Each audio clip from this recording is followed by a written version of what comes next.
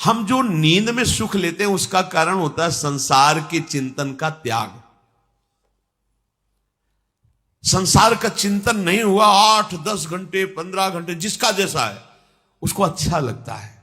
आप खास बात समझिए, जो हमारी नींद विश्राम स्थिति मानी जाती है उसका कारण होता है संसार के चिंतन से रहित होना। पर उस समय हम तमोगुणी मूर्छा में हो गए, सुषुप्ति, संसार का चिंतन नष्ट नहीं हुआ, वो जहां जागोगे फिर चलेगा। हमें जो क्लेश दे रहा है वो संसार का चिंतन दे रहा है। जो हम विश्राम मान रहे हैं वो संसार का चिंतन सुषुप्ति अवस्था में छूटा, इसलिए अच्छा लगता है कि सोया अच्छा रहा।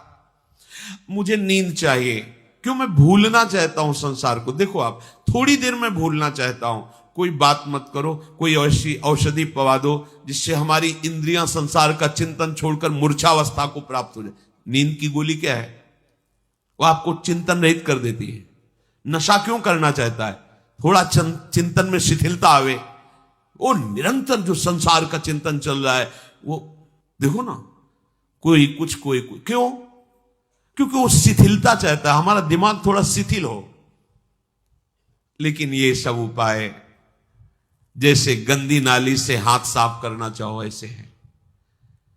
ये मायाकृत उपायों के द्वारा हमारा विश्राम स्थल निश्चित नहीं हो सकता, हमें शांति नहीं मिल सकती। जो संसार का चिंतन सुषुप्ति में थोड़ी देर के लिए लुप्त होता है, अगर वो जागृत में तुम लुप्त कर दो तो महापुरुष हो गए। खास बात समझिए, जागृत हो और संसार का शरीर का चिंतन नहीं हो रहा, यही तो जीवन मुक्ति की अवस्था है। कोई चाह नहीं, कोई राग नहीं, कोई व्यक्ति वस्तु स्थान नहीं, एकमात्र परमात्म चिंतन। तब जो आनंद की अनुभूति होती, विश्राम स्तर, उसे सोने की जरूरत नहीं होती। वो सुषुप्ति में दिखाई देता है पर होता वो प्रभु में ही है। जैसे कल चर्चा हो रही थी, उसकी सुषुप्ति अवस्था को समाधि से तुलना दी गई है जिसका निरंतर भजन चलता है। आपकी विश्राम स्थली भजन है, ना कि सुषुप्ति। उसी को उन्मनी तुरी अवस्था कहते हैं। न जागृत है, न स्वप्न है, न सुषुप्ति है। कैसी अद्भुत आनंद की वृत्ति है, आप उस आनंद को पहचान ही नहीं रहे। आनंद मान रहे वस्तु में, व्यक्ति में, धन में, स्थान में, भोगों में।